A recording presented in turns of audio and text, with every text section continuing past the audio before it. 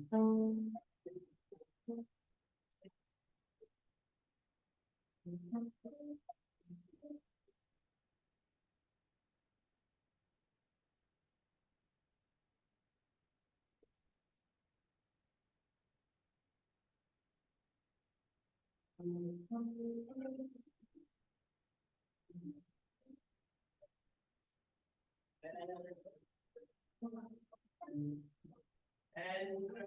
rejoice and come today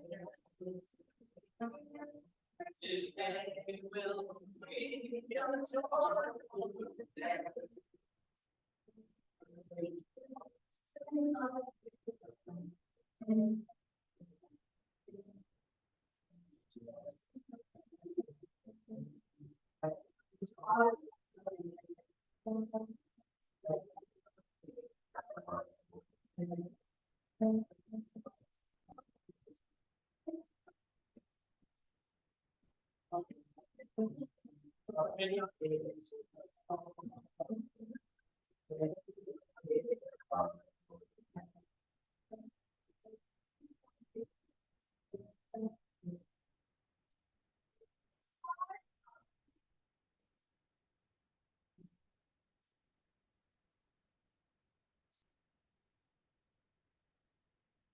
Yeah, if you want.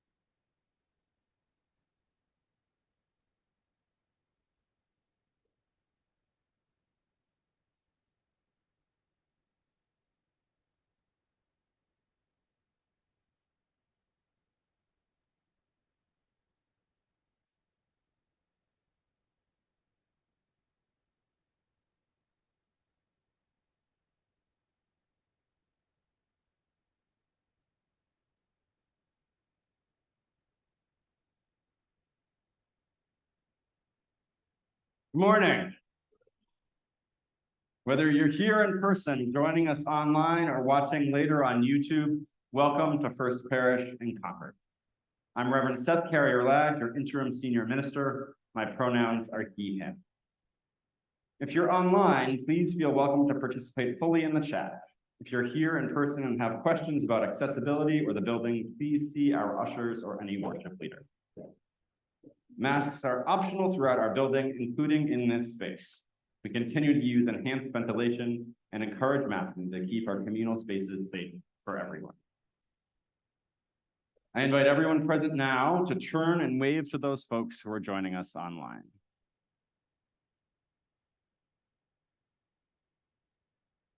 However you are joining us this morning, thank you for coming. We're glad you're here. Announcements. After the service, we have our worship sharing circle, a small group conversation about the service theme in the Brooks room in person over there and on Zoom also.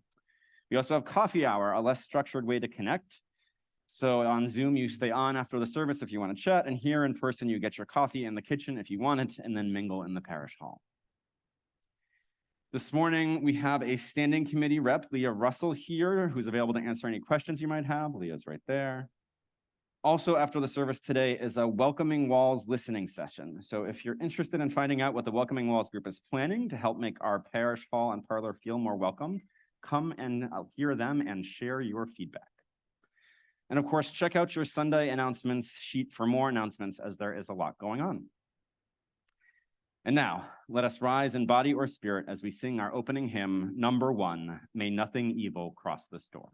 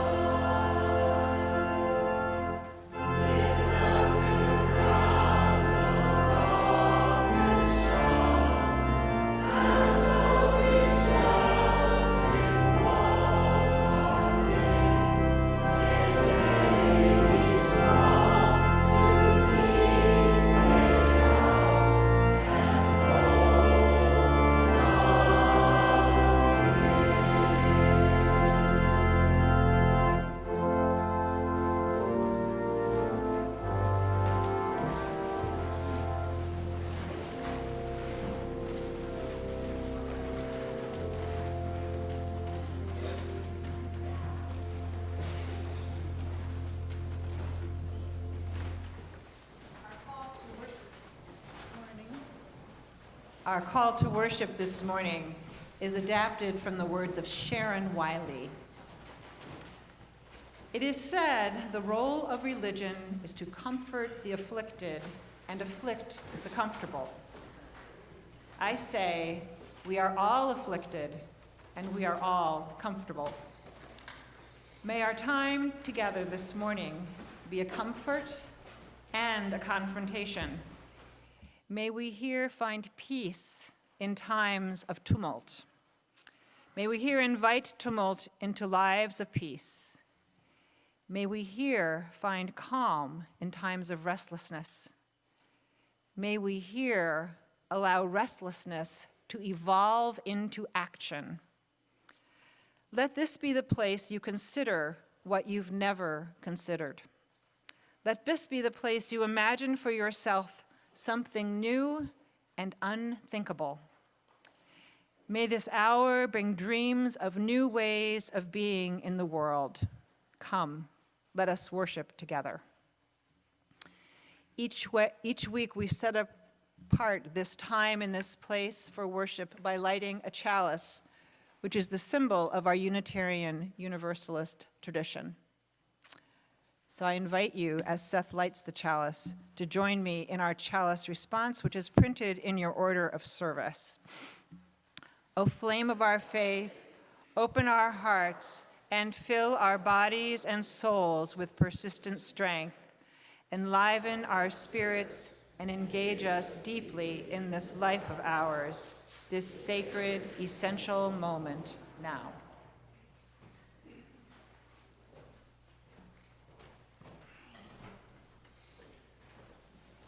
I don't want that. Darian, I don't want this.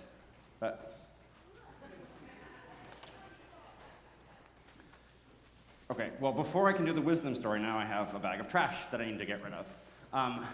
Let's see. How can I solve this problem? I could take each piece out and give one to different people to hold for you all to hold and help me, right? That's one solution. Let me see. I could hold it the whole time. That would be another solution. think that those might be my best options. Does anybody else have any other suggestions of what I could do with this? Yes? Yes? I could recycle it, but I don't, where would I do that?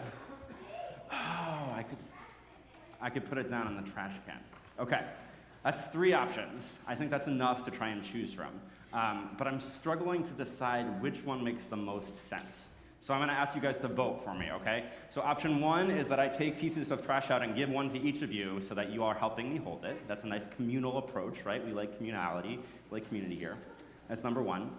Number 2 would be that I could hold it the whole time. And number 3 would be that I could put it in the trash can. So just raise your hand as we do the first option. First option is I share trash with everybody. Who's voting for that? Oh, okay, there's a few votes. That's more than I thought there was gonna be. That's good. I appreciate you all. All right, option number 2 is I hold it the whole time I'm telling the story. Who votes for that? Oh, thank you. Thank you. Maybe I didn't phrase this question the right way. And option number 3 would be I put it in the trash can.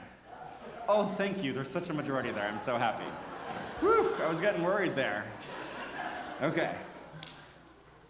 All right, well now I'm ready to say, you take this out of the way now. Okay, so the story I have to share with you this morning is shared by a person named David Paulet. And he's sharing about a time that I think he was going to the airport, if I'm remembering this. He was going to the airport and he had a driver living in some city. I don't know if it was a taxi cab or an Uber or what, but he had a driver. And they were driving along to go to the airport in the right-hand lane. And somebody pulled out right in front of them, inches, missing them by inches, almost causing an accident. Both cars slammed on their brakes. And the person pulling out turned their head and started yelling at David's driver when they had pulled out right in front of them. And David was just, stunned, shaking a little bit from the near miss. And his driver smiled at the guy, waved, and said, "Have a nice day." And the car pulled away. And David was so confused. He asked his driver, "Why did you do that? I don't understand. The guy almost caused a car accident. We both could have been in the hospital. Why were you nice to him?" And the driver shared with David what David has come to describe as the law of the garbage truck. And here's what his driver said to him. His driver said, "There are all sorts of people in the world going around who are acting like garbage trucks. And they're taking their garbage, their anger, their frustration, their disappointment, their rage, and they're dumping it on other people." And he says, you have a choice. You can either take all that on and spread it around to other people, or you can take it all on and carry around that on yourself, or you can put it down and not take it with you and just move on with your day. And his recommendation, of course, is for the last one, because there's no need to carry all that garbage around, right?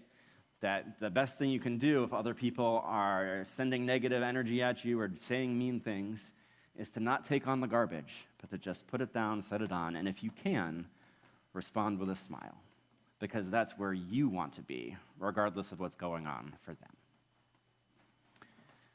And so that is the end of our story for today.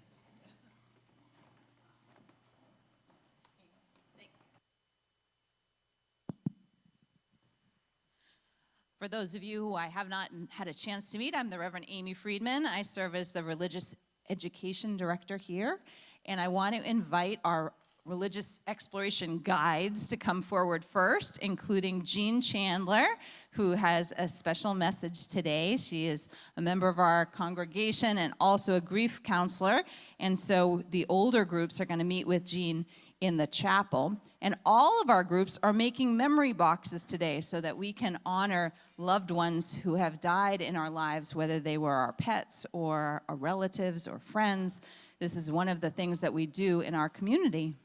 And so our kindergarten through third graders are going to go upstairs to the Emerson room, and our UU tweens and junior youth group are going to go to the chapel, which is down the stairs and that way. And all of you are going to help us by joining together in song.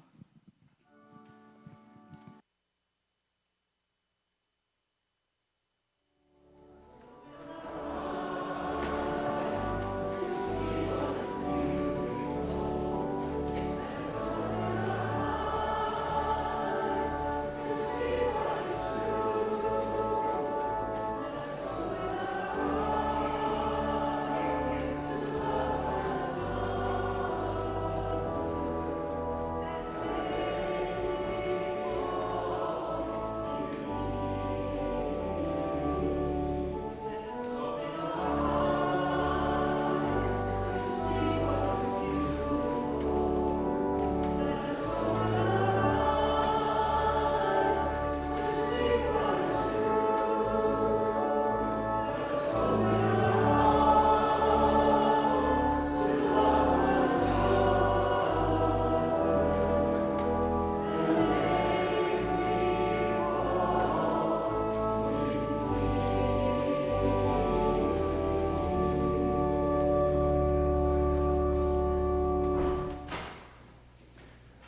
Our Share the Plate partner this month is Camino Verde, whose mission is to restore the forest landscapes of the Amazon by strengthening forest communities.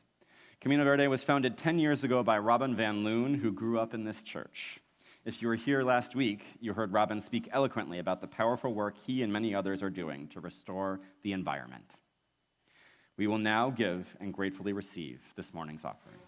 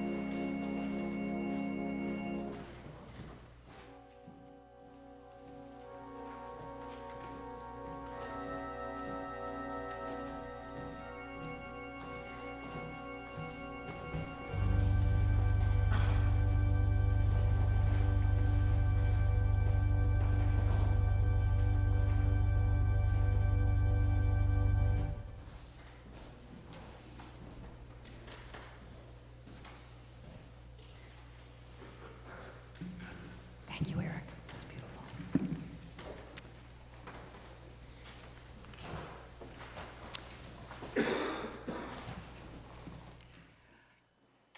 Our reading this morning begins with a passage from the Christian Bible, one of the epistles, letters that the Apostle Paul wrote to early Christian communities ruled by the Roman Empire during the 1st century after the death of Jesus. Paul was advising these early followers of Jesus about how to live in Christian community in a turbulent and dangerous time. This passage is from Paul's first letter to the Thessalonians, chapter 5, verses 13 to 18. The translation is the New Revised Standard Version.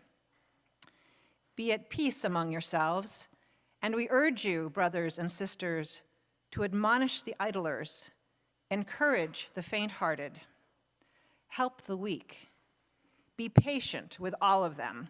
See that none of you repays evil for evil, but always seek to do good to one another and to all. Rejoice always, pray without ceasing, give thanks in all circumstances. Sound a bit familiar? This is the passage upon which the First Parish benediction is based. How did the words of a first-century itinerant Christian leader make their way into our 21st century Unitarian Universalist congregation? And how did they become words that many of us know by heart? In the middle of the 20th century, the Presbyterian Book of Common Worship included a charge or a benediction that was based on this passage from 1 Thessalonians. And it went like this: "Go out into the world in peace, have courage, hold on to what is good, return no one evil for evil, strengthen the faint-hearted, support the weak and help the suffering, honor all people, love and serve the Lord, rejoicing in the power of the Holy Spirit." This is the benediction I heard in the Presbyterian church of my childhood, and some of you may have heard it this way in other Protestant churches. Reverend Gary Smith, our minister emeritus, served as senior minister here from 1988 to 2011. Gary's first congregation was First Church in Middletown, Connecticut, a UCC congregation, and he served there with a senior minister who was a Presbyterian. Gary thinks that he learned this benediction in Middletown, and he remembers using it from time to time in the Universalist congregation he went on to serve in Bangor, Maine. When Gary came to Concord in 1988, he began to use an adapted version of this benediction at the end of services, ending with "honor all people." Gary noticed after a while that people were saying the benediction with him. So he put it in the order of service. And gradually, the congregation took this benediction to be its own. These words became our words, words we know by heart. We've brought this benediction into our homes and workplaces. One parishioner said, "I needed this at work today to practice what I believe. Return to no person evil for evil."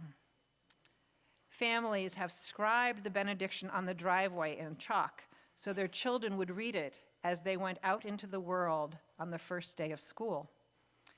We have translated it into Hungarian for our partner congregation in Transylvania and in Spanish for youth trips to El Salvador. During the 1990s, a large church consultant from the UUA referred to the benediction as our mission statement. Many of us and our children know it by heart. And it has been adapted over time. It was pointed out that changing "honor all people" to "honor all beings" would be more in keeping with our seventh principle, the respect for the interdependent web of all existence of which we are a part. And so, after some discussion, we changed it. In 2001, when we celebrated the 100th anniversary of this meeting house, I composed a musical setting of the words.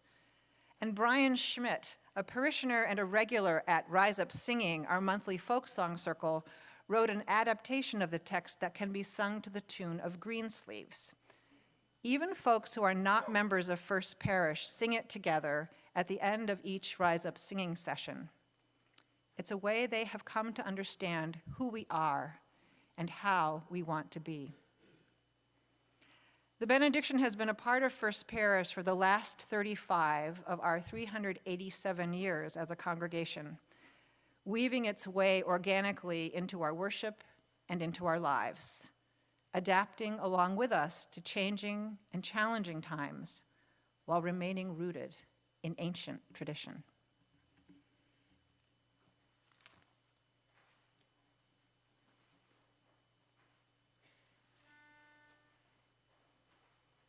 We're gonna keep on moving forward. Keep on moving forward. Keep on moving forward. Never turning back. Never turning back.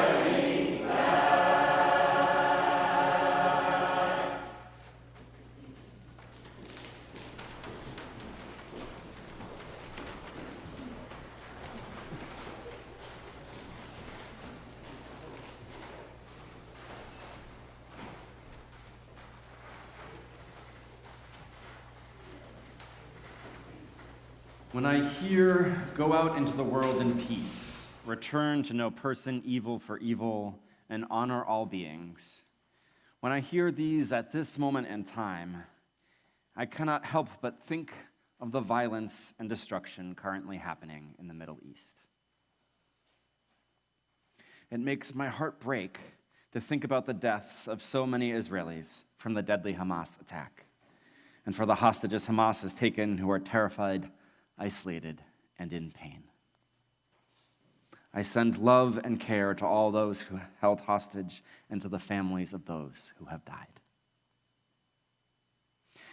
It makes my heart break to know that thousands upon thousands of Palestinians are being displaced from their homes right now, perhaps never to return.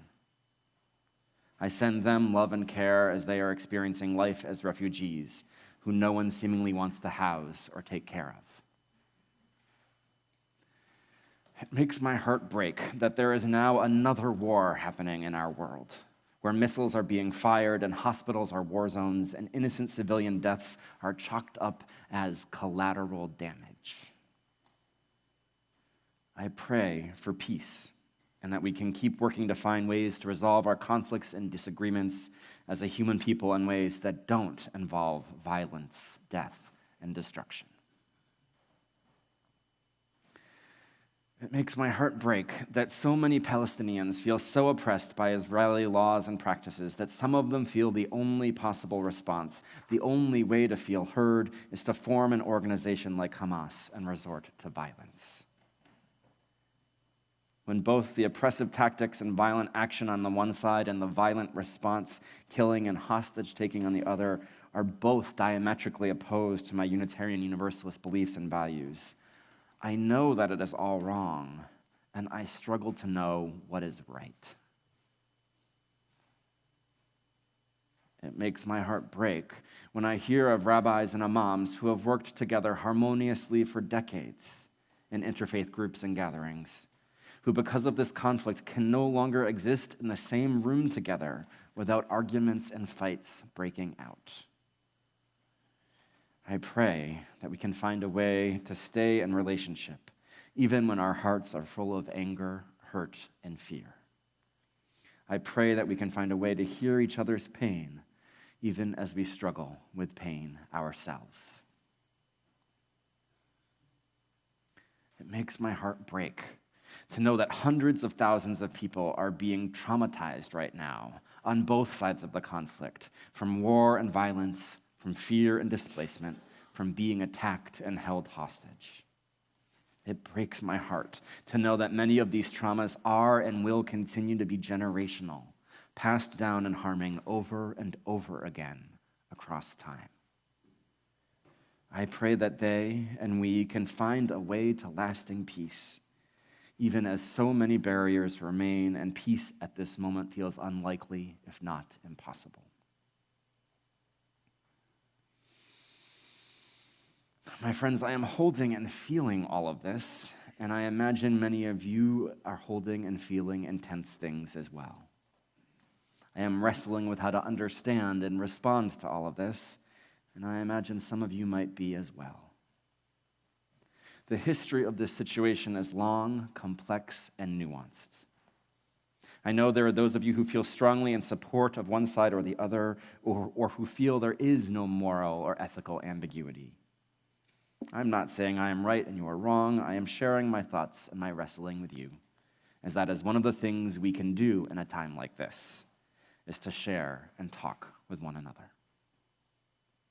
My hope is that First Parish and Unitarian Universalist congregations in general are places where we can talk about even the most tender, nuanced, and complicated situations with love, as we try together to understand how our beliefs and values call us to act and respond.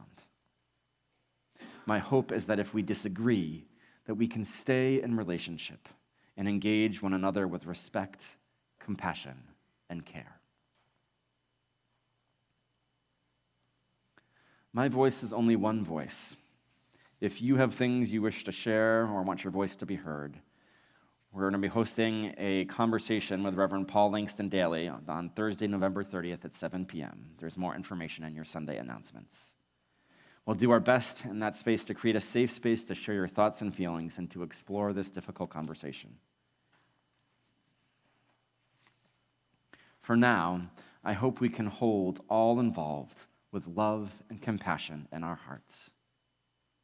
Both sides are angry, both sides are fearful, both sides are in pain, both sides are being traumatized.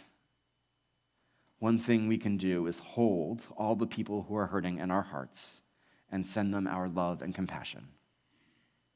We can grieve for the pain, suffering, fear, and loss of life that is being experienced by these peoples. And we can pray for peace and healing.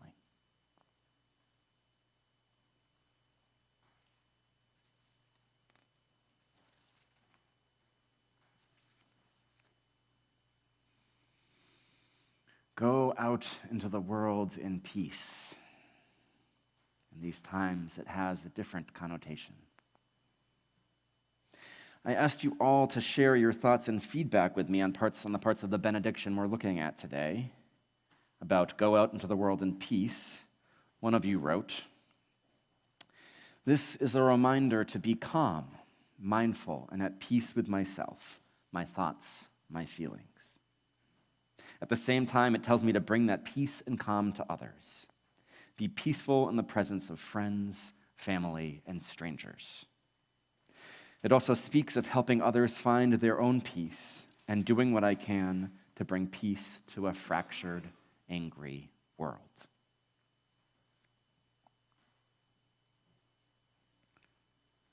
Someone else wrote, "It's a reminder to me to try not to make anyone's day worse, to act approachable and maybe make their day a little bit better." Go out into the world in peace. Another person wrote, "While I'm listening to the postlude each week, I am meditating and repeating this line as a mantra while breathing, getting ready to do just that, take myself out into the world in peace, bringing peace when and where I sense discord or unhappiness in the lives of those around me, whether that's in a grocery line or in my own home, approaching others with peace and good intention and belief in the goodness of others in my heart, being the change I want to see in the world. My friends, as you yourselves have just shared, this one is one of the lines of the benediction that lends itself most to a variety of interpretations and understandings. Our wisdom story this morning about the law of the garbage truck lifts up two aspects of it. While the story is focused on what happens to you when someone dumps their emotional garbage on you, hopefully an obvious takeaway is if you're going to go out into the world in peace, don't be the garbage truck. Don't dump your frustration, anger, disappointment, and rage on other people. That alone can be a whole spiritual practice in and of itself. And I have to say, that feels so obvious, and yet it's a real challenge sometimes, right? Things come up, we get stressed, we get overwhelmed. It can be hard sometimes not to be the garbage truck. And of course, the more direct takeaway from the story is to bring your own peace into the world and to hold on to it. Don't take on the frustration, anger, disappointment, and rage that other people out in the world dump onto you. You put it down. Contrary to some of your voting this morning, you who wanted to spread the garbage around or wanted to carry it, comedians, I get you. But right, that really the idea is that we don't want to carry it with us. There's no need to. It's a choice we have. We don't have to take it with us. We can smile and wave in response. Now, it might feel easier for some of us to choose not to be the garbage truck because we have control over what we say and do. And it might feel harder not to take the garbage with us because we don't have control over what people say and do to us. But staying at peace in the face of negativity is the challenge. And it asks of us a strong grounding in ourselves and our values and our beliefs, and intentional spiritual practice as well. This is, in fact, one of the fallacies our culture teaches, that we're at the mercy of other people's actions. Our culture teaches us that our sense of safety, our sense of self-worth, and our peace is dependent on what other people do. But it does not. It does not come from everything being safe on the outside. It doesn't come from everything being peaceful around us. It comes from within, from finding our own inner peace and returning to that space of goodness when we've been moved out.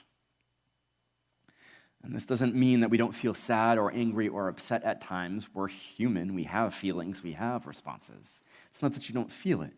It means that we feel our way through those feelings. Hopefully, don't dump them elsewhere. And instead focus on healing our own pain, our own hurt, and our own traumas, and finding our way back to that place of peace over and over throughout the course of our lives.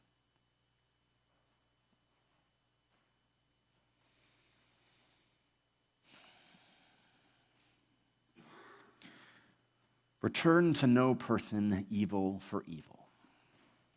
One of you wrote in regards to this that I honor that I, as a human being, contain the ability to harm another, to let my baser instincts inform my actions when I feel I've been wronged. Even though my ire be stirred, I work to recognize and own it so that it does not rule me. Another wrote, this is the hardest suggestion because we are also here to do justice. And I know that one of my deepest flaws is impatience. I might struggle with the nuance of particular situations, but it says to me to at least create peace where I can and step back from the result. Return to no person evil for evil. This one reminds me of one of my favorite childhood jokes. And after you hear it, remember, childhood, not current. If two wrongs don't make a right, what do two rights make? Anybody know the punchline? An airplane. I told you it was bad. But jokes aside, right, there's that message that two wrongs don't make a right, right? And I feel like this is something I have to tell my kids all the time. This is the kid version of return to no person evil for evil. Just because your sister hits you doesn't mean you should hit her back. You need to use your words. And like that seems so basic to us as adults as a concept. Like it's even frustrating sometimes as a parent, like, come on, you know this. But we struggle with it sometimes too. Hopefully most of us less in the hitting people back phase of things and more in the verbal kinds of conversations and alterations. Because my experience is that we as adults struggle sometimes when it comes to those verbal attacks or put downs. It's an easy tendency to want to defend ourselves and say something harmful right back. I'll lift up one larger challenge with return to no person evil for evil, because there's a lot, right? We could probably do a whole sermon series on each one of these, but for no person for evil, there also is our justice system. So certainly the death penalty is returning evil for evil, even though this is less of a hot button culture issue now than it used to be, but we still kill people for their crimes in many states in this country. But even stopping short of the death penalty, is our punitive justice system putting people in jail for years, even decades, even the rest of their life, not in some way returning evil for evil? Yes, we need to keep everyone safe and make sure that people who are harming people regularly are stopped. But would not a restorative justice system be better and more in line with our values than the current punitive model?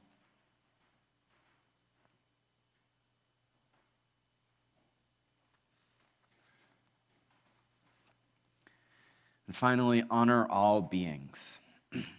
One of you wrote, "This may be my favorite line of our benediction because of my love for animals and all of creation. To the best of my ability, I work to discontinue harm when I learn that I've been part of the problem and never to consciously harm or disrespect another being." Another shared, "This calls me to respect not only my family and friends, not only members of my tribe, even not only all people, but all beings. The birds, animals, plants, the earth. Honoring goes well beyond merely tolerating. It involves widening the circle of compassion. When I am frazzled or sad, what helps me most is a walk in nature, where I often think of this line from the benediction. Living out this call requires me to recognize that I am connected to all of life."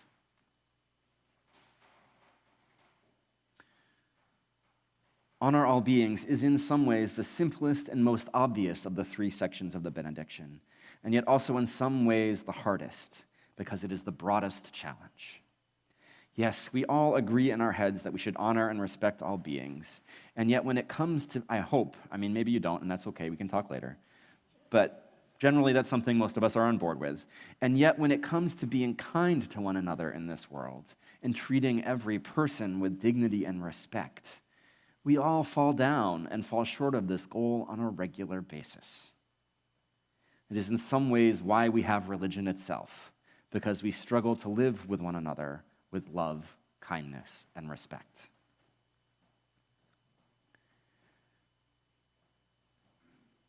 One more note with this part. Again, we could say lots of things we could say about this, but I did want to share that a couple of you lifted up that a past member, now deceased, used to adapt the benediction and is speaking of it every Sunday to say, honor all good beings, right? Because it's hard to honor the ones who are disrespectful and harmful to other people on a regular basis, especially national figures or people in history who have done real harm, but anyone, right? It's harder to honor those who cause harm.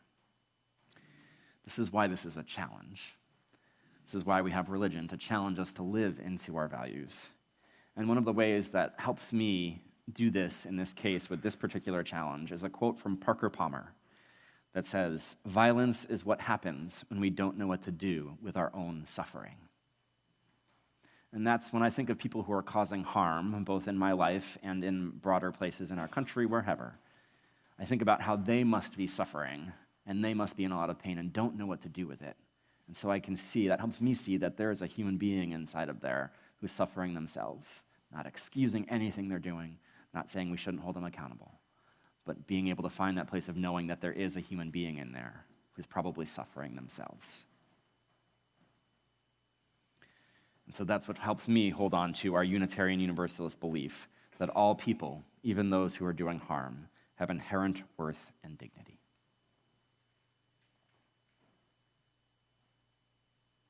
Go out into the world in peace. Return to no person evil for evil. Honor all beings. We grouped these 3 lines together because they all, more or less, remind us of ways we want to be in relationship with others. To bring and be at peace, to respond to harm with compassion, and to love all. These are not easy tasks. Sometimes they are really challenging to live into being in our lives. This is what religion offers us, though. It challenges us to be our best selves, to live into our values, even and especially when it's hard. Go out into the world in peace. Return to no person evil for evil. Honor all beings. Amen.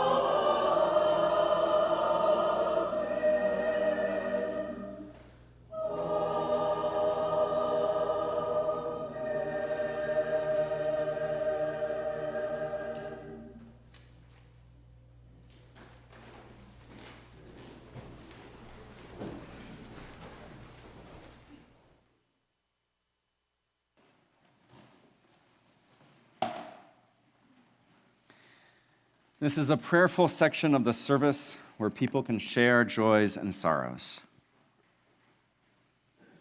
Our sharing today is that Darian Smith's beloved former mother-in-law, Donna Smith, passed peacefully early Monday morning at her home in Minneapolis with Darian at her side. Donna was also the beloved grandmother of Arthur Correa Smith and Aletha Smith Tarn, and had attended First Parish many times over the years when she came to visit.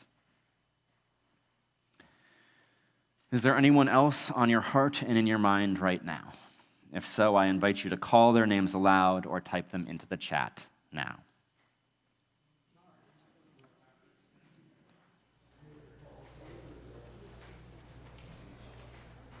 All the people of Ukraine,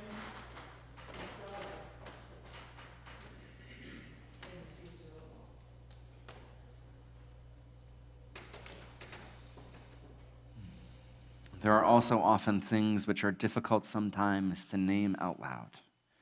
We pause for another moment of silence for all that remains unspoken on our heart.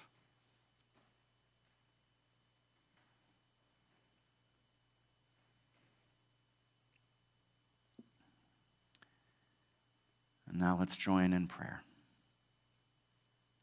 There continue to be wars and fighting, cataclysmic weather events, and so many other difficulties around the world.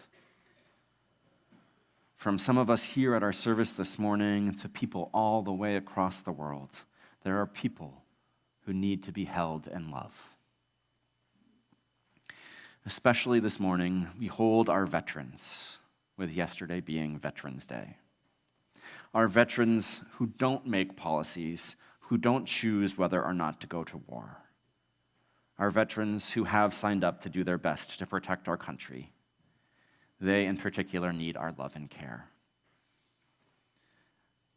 And this comes back to the honor all beings. I had an experience at a pastoral care training at a VA hospital, a veterans hospital, that really helped me understand this. And the story is of what happens when buffalo are attacked, a herd of buffalo. When buffalo are attacked, the largest and the strongest, they form a protective circle around the elders and the youngest to keep them safe. And then once the attack has passed, the key thing is what happens next.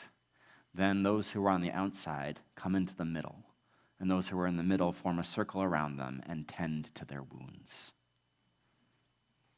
And this is the part where we often fall short, regardless of our politics or whether we agree or not with the people who made the decision.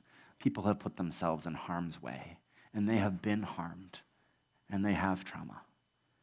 And we need to remember, for those who need it, who have been our veterans, to care for them, just like they have cared for us. And so this morning, let us hold our veterans in love.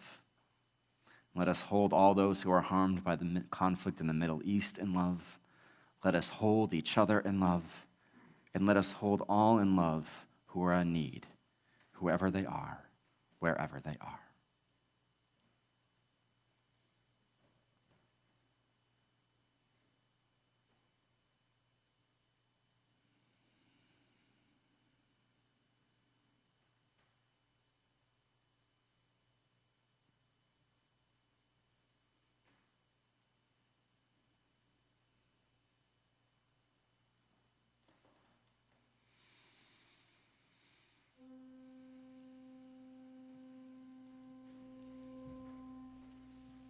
I am the calm in the eye of the storm, come to center.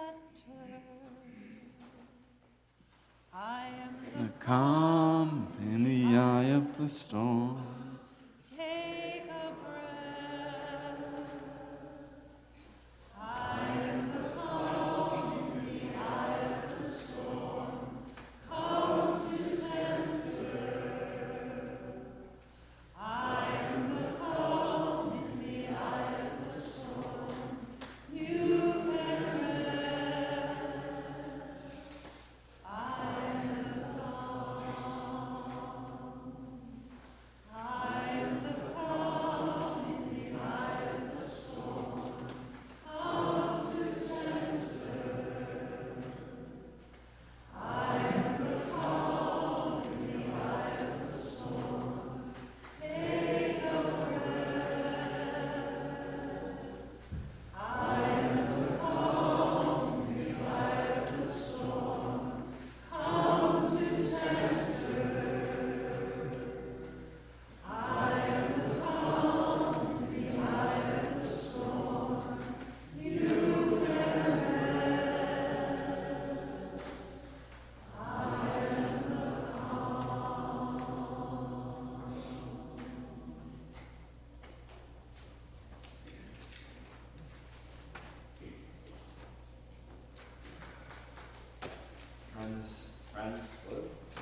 Hello, there we go. Friends, we've talked about some serious things today. There's a lot of stuff going on in the world. And we have to find our way through it, whether it's happening far away or in our own lives or somewhere in between. And part of the way we do that is by finding those moments of humor and fun. And part of the way we do that is by finding the peace within us as we come back to it over and over. Let us go out and do that in the world, both find our own peace and bring peace as we can.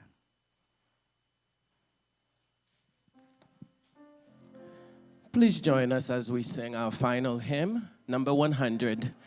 I've got peace like a river.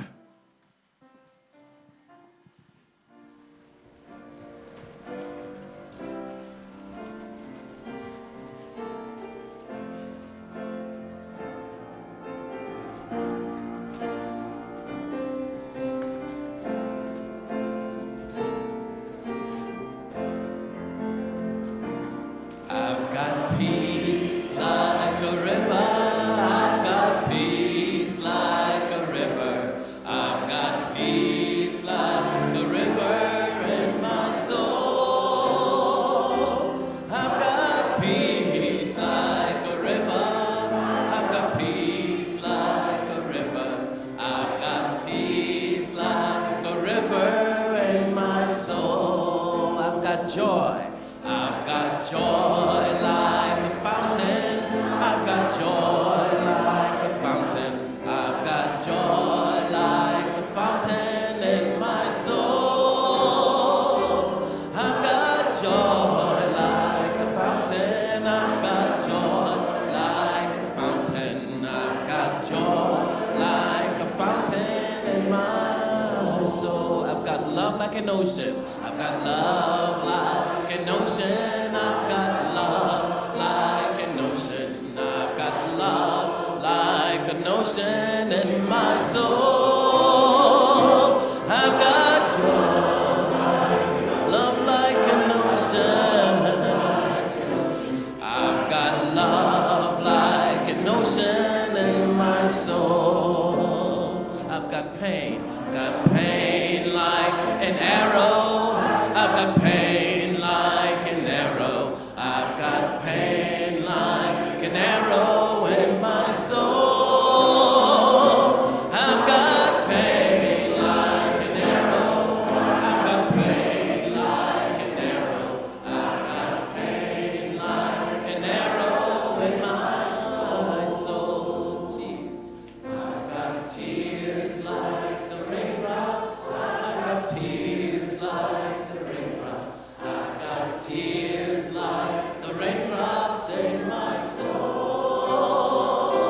I've got tears like the raindrops. I've got tears like the raindrops. I've got tears like the raindrops in my soul. I've got strength like a mountain. I've got strength like a mountain. I've got strength like a mountain in my soul. I've got strength like a mountain. I've got strength like a mountain. I've got strength like a mountain in my soul.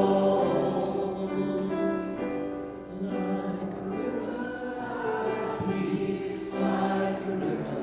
I got peace like a river in my soul. I've got peace like a river. I've got peace like a river. I've got peace like a river in my soul.